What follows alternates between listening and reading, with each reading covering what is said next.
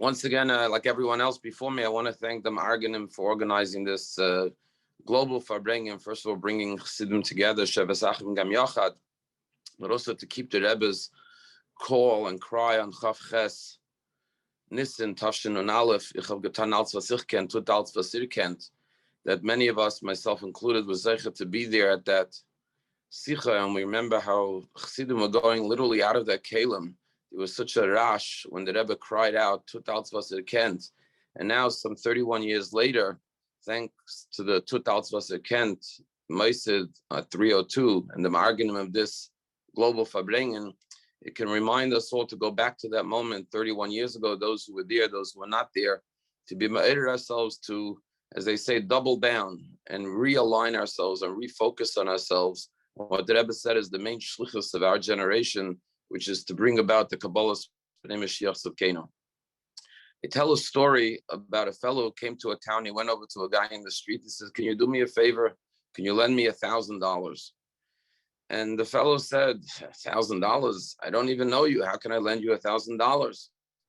So the guy said, it's funny. In the town I come from, no one wants to lend me $1,000 because they know who I am. And here, they don't want to lend me $1,000 because they don't know who I am. So who is going to lend me the $1,000? When it comes to Moshiach, we find two categories. We find those who Pasha don't know what Moshiach is. So are they going to bring Moshiach? On the other hand, sometimes you could have a matzah with someone who does know what Moshiach is. But yet, the Rebbe felt that we're not demanding enough Moshiach. We don't want it enough. Why? Whatever reasons the Yetzer Hara gets involved and tells you, life is good like it is. I don't know, it's a little scary. Mesa Mashiach, what's going to be with my life, with my circumstances. But the Rebbe's message was that this is the Gula Shlema, and every year it has to go out.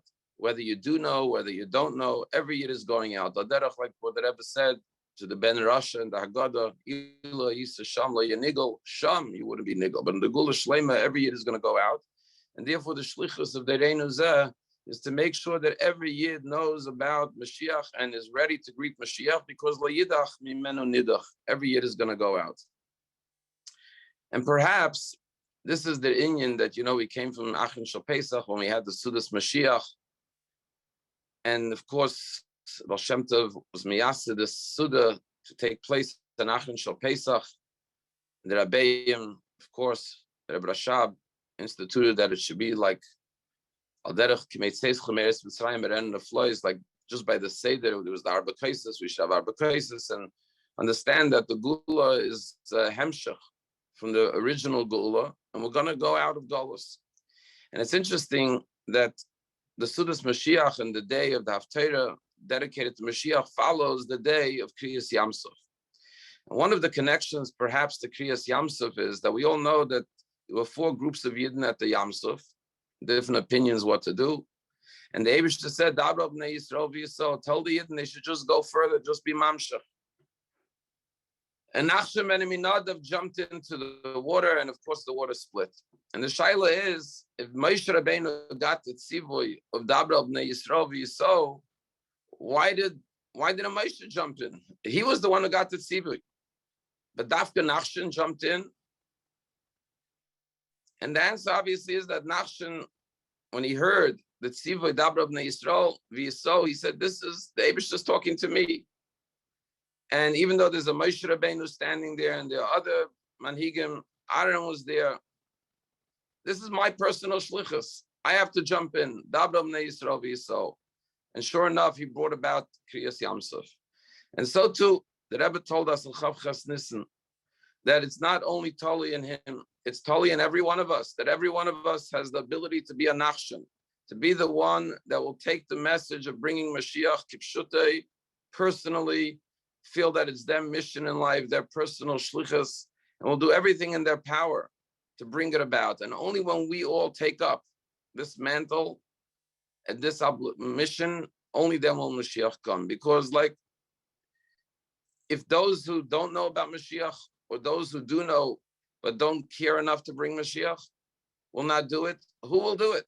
And the answer is clear. Those who are Makusha to the Rebbe, and because it was an inyan that was Negeya, benefesh to the Rebbe, and those who was zechus to stand at the Rebbe's farbrengens or learn the Rebbe's sichos or watch the videos from those days. You couldn't have a sicha that the Rebbe didn't talk about Moshiach. Moshiach was the central focus. And so if you saw that it was so negated to the Rebbe, but Pnimis Nafshe, the Rebbe said since he was a child of 5 years old, he was machaka, he was dreaming about the Gula. So as part of our skashas to the Rebbe, this has to be negeh benefesh to us. And like Nachshon, we have to make this our mission. And again, thanks to the Ma'arganin, it's ma'ated us to once again refocus and remember that while we do many, many things in our shlichus, the focus and the central purpose of everything is to bring about the Gula. There's a Sikh in Chelik Lamed Hey, Parshas by Yigash, where the Rebbe talks about a Gemara in Masechta Sanhedrin. The Gemara in Masechta Sanhedrin says that Amr Rav Yehuda Amar Rav, Asad HaKadosh Baruch Hu Lahamed Lem David Acher, that the Aibishter is going to appoint a new David as a Moshiach. Shenema B'Ivdas Hashem Lekeichem as David Malcolm Asher Akim Lahem.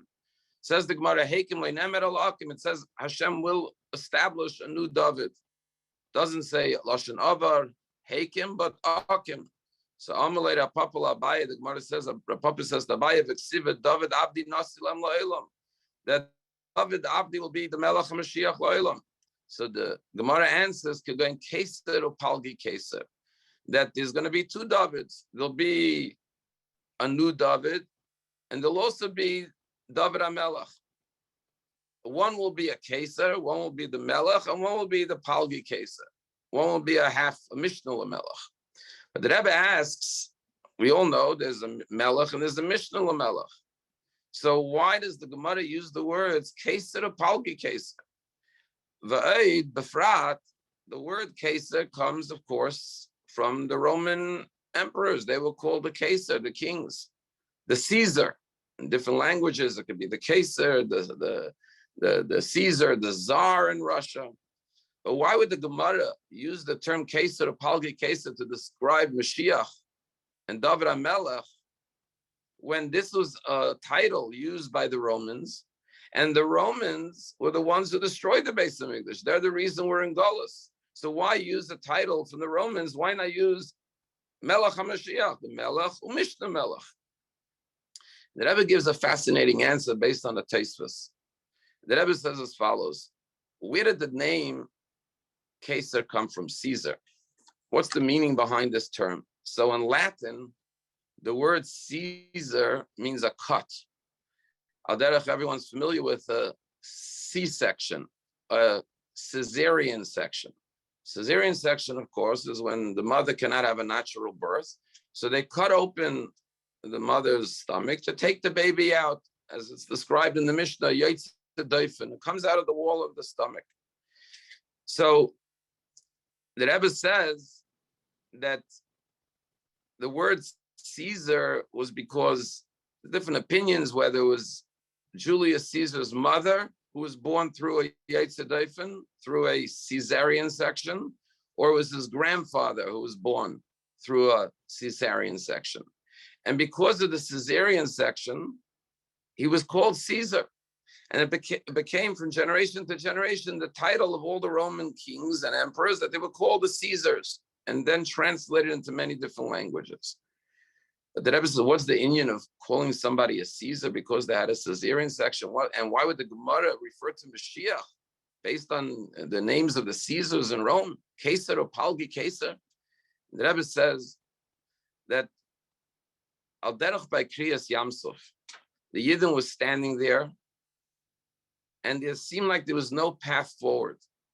The Mitzrayim are coming behind them, the Yamsuf is in front of them. And suddenly Nachshon does one pull, he jumps into the Yamsuf. And suddenly there's a C-section, Kaviyachal, a cosmic C-section, where there's a split in the whole world. And the Yamsuf splits, and Bnei Yisrael are able to go through to freedom, and the Mitzrayim are drowned. Says the Rebbe that this is the inyan of Keser or Palgi Keser. The idea of Moshiach is, and the idea of every leader is, a true leader is somebody that where nobody else sees a path forward, where it seems that, as the Rebbe would say many, many times, and I heard from the Rebbe many times, the Welt shackelt sich. The world is in such turmoil. And today, the world is as much in turmoil, if not more in turmoil, than it ever was. And people say, what's going to be? How will Moshiach come? And suddenly, there's a C-section, there is a Yetzidayfen, there's a new path that's opened up. And the Keser, Melech HaMashiach, Upalgi Keser, they will show a new path forward for all of humanity that nobody was able to see, that nobody was able to envision. Something that seemed impossible, beyond reach. We look around and we say, how will Moshiach come? When will Moshiach come? But suddenly, Keherafayim, as the Rebbe said many, many times, Keherafayim, Moshiach will come. And suddenly a path will open up and all of the world will be nigel, will see the Geula. As the famous letter of the Rebbe to a Chassid in Tafshin Yud, after the Staltus of the Friedrich Rebbe, he said, write to the Rebbe wird gefint aveg. And that's what we have to hold on today. It could be a chas v'shalom, an inyan of years. It's been 31 years since the Rebbe said this. When's Mashiach going to come?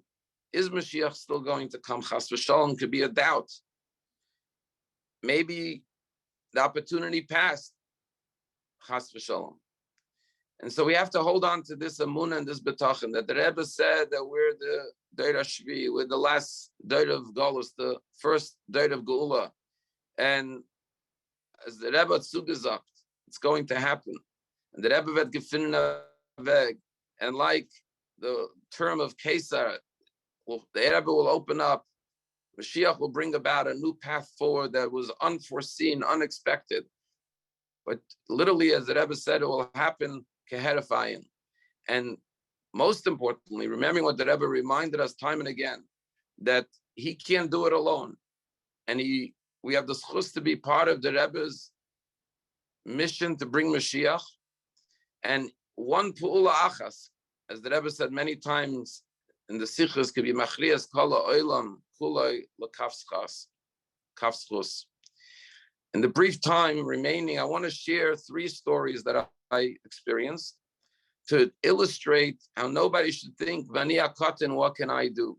Because Hara comes and says, listen, who are you? How do you think your one Pa'ula is going to bring Mashiach? It's going to bring Geula.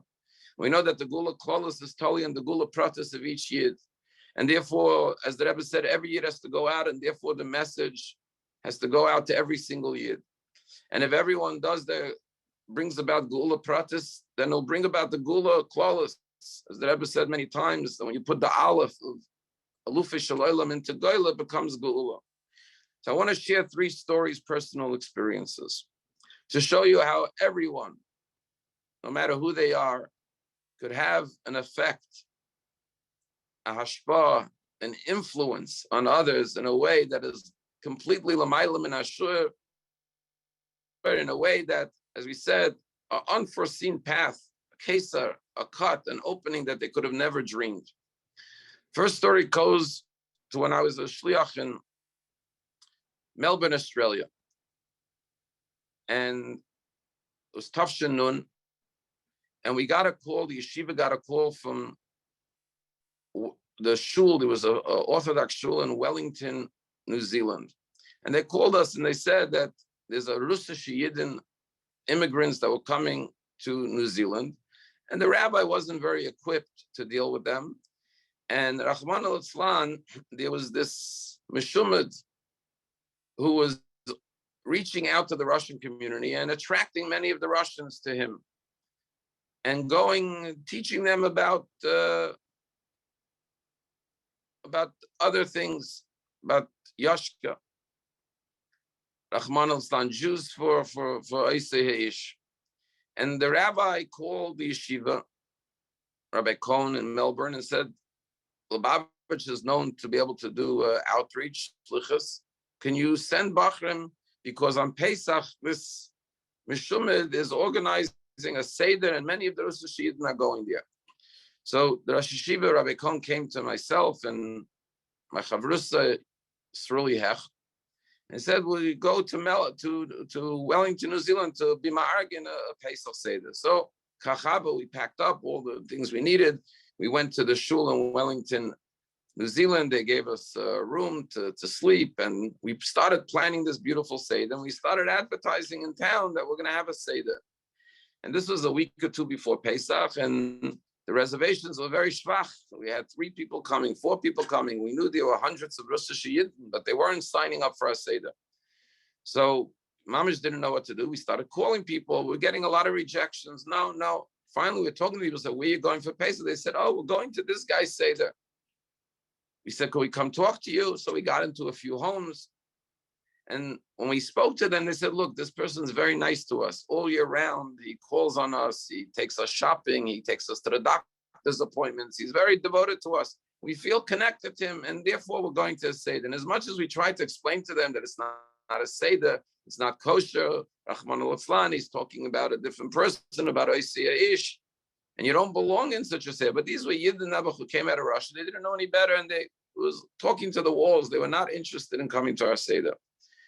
So finally, we asked them, where is the Seder held? And they said there's a certain Russisch couple that opened a restaurant in town, and they hosted in this Russisch restaurant.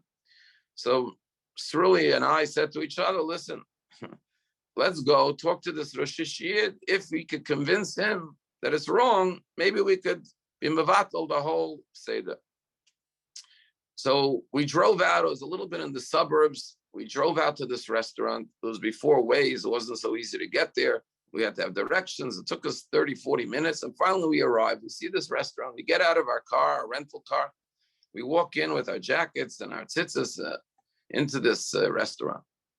We walk in, and there's a Rosh Hashanah, an older Rosh Hashanah, maybe around 70, standing behind the counter. And the minute he looks at us, he sees Lubavitch Shabachim with beard and payas and tzitzis and a hat.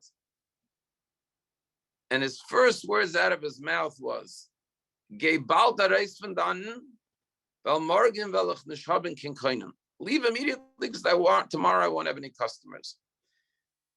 And we just drove 40 minutes. This was our only hope. We started saying, please give us a few minutes. We want to just talk to you. Bald der Reis von dannen. Finally, we're not moving, and he's getting upset at us. He says, I'm going to call my grandson, is going to throw you out. And he marches off to the back of the restaurant in the kitchen. This was like 11 o'clock in the morning. There weren't a lot of customers there. It was just starting the day. Sure enough, a minute later, he comes out of the swinging doors from the kitchen with this tall fellow, at least 6 feet. And this is his grandson. His grandson starts walking towards us, a tall, strong guy. And I remember Pasha being afraid we'll physically be thrown out. As he comes closer, he looks at me and he says, did you learn in Lubavitch Yeshiva on Ocean Parkway? I said, yes, I said, Moshe Scheiner. He says, I remember you. I said, you remember me? He says, yeah, we played ball together at Lubavitch Yeshiva. Couldn't believe my ears. I'm standing in Wellington, New Zealand, which is and he tells me he learned in yeshiva with me. The story was that in the early 80s, late 70s, a lot of Russian Jews came to Brooklyn, and they all settled on Ocean Parkway in the apartment buildings. And so the Lubavitch Yeshiva between H and I took the 4th floor. They got Rabbi Akanov, and they started a Russian division of the yeshiva. And this kid and his parents came to Brooklyn and lived in Ocean Parkway and came to Lubavitch Yeshiva. They had their own classes, but they played ball with us and ate lunch with us. And apparently, he remembered me from playing in the courtyard. And then his grandfather had a successful restaurant and needed help. So his parents moved from Brooklyn to New Zealand. And now this Einikel is working for his grandfather in the restaurant. The Zayd is looking, he couldn't believe that we're hugging each other. We're warm. I recognized him. I remembered his name was Boris. We said, could we sit and talk to you? We sat and talked to you. And he understood the matzav right away. He had learned in Lubavitch. He remembered Rabbi Akanov. He had such good memories of his yeshiva days, and he remembers how the kids were nice to him in the courtyard and played with him, and he was an immigrant child, and everyone had such warm feelings that came up.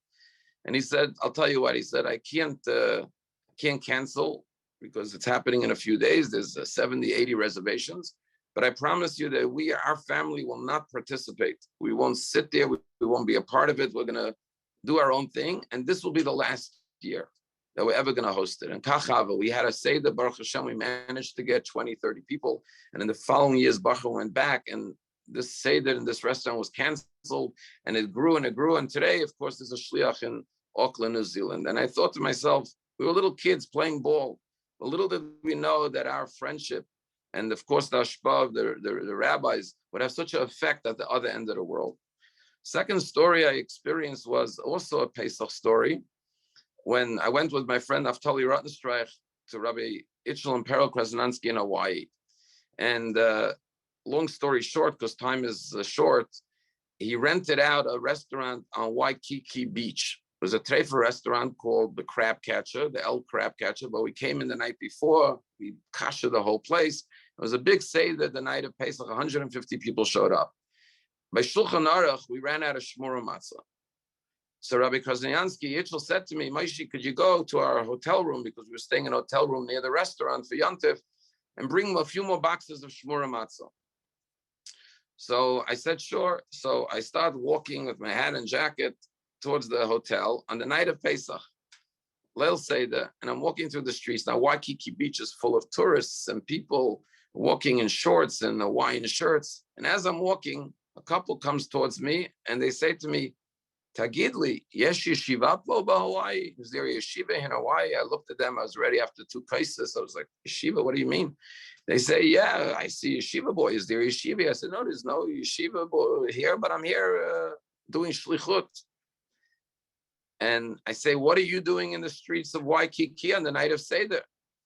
And they tell me that they were supposed to catch a flight to California, but they missed their flight and they got stranded here in Hawaii. And as a result, they didn't have a Seder to go to. And they tell me, Poba Hawaii ain't klum. Here in Hawaii, there's nothing, so we're stranded. I said, Poba Hawaii ain't klum. I said, right now there's a Seder in the corner restaurant with 150 people. He looks up and he says, Efa Bel Crab Catcher? And the El Crab Catcher, I said, yeah, we kashed it. There's a Seder. They couldn't believe. I said, come with me, I'll take you. They said, we're dressed in shorts, Hawaiian t-shirt. How can we come? I said, I'll tell you what, where are you staying? They said, we're staying in this hotel in this corner. I said, I have to go get shmura matzah from this hotel. You go get dressed in nice clothing. I'll meet you here in 20 minutes. And Kachava, I went to get the shmura matzah. They went to get dressed. We met them 20 minutes later. I met them. I brought them in. They walked in. They saw 150 people, mishpacha, sitting, praving a seder. They couldn't believe their eyes. I took them up to the front table. They sat right next to Rabbi Itchel and Perel Krasnansky. And they sat there the whole night. They just couldn't believe what was happening. I remember 1 o'clock at night, the place was empty. There were only us, Rabbi Krasnansky, his wife, me, my friend Naftali, and this couple singing Chabgadji at 1 o'clock in the morning. When they left, they said to us the following. They said, we've been to Siddharim every year of our life.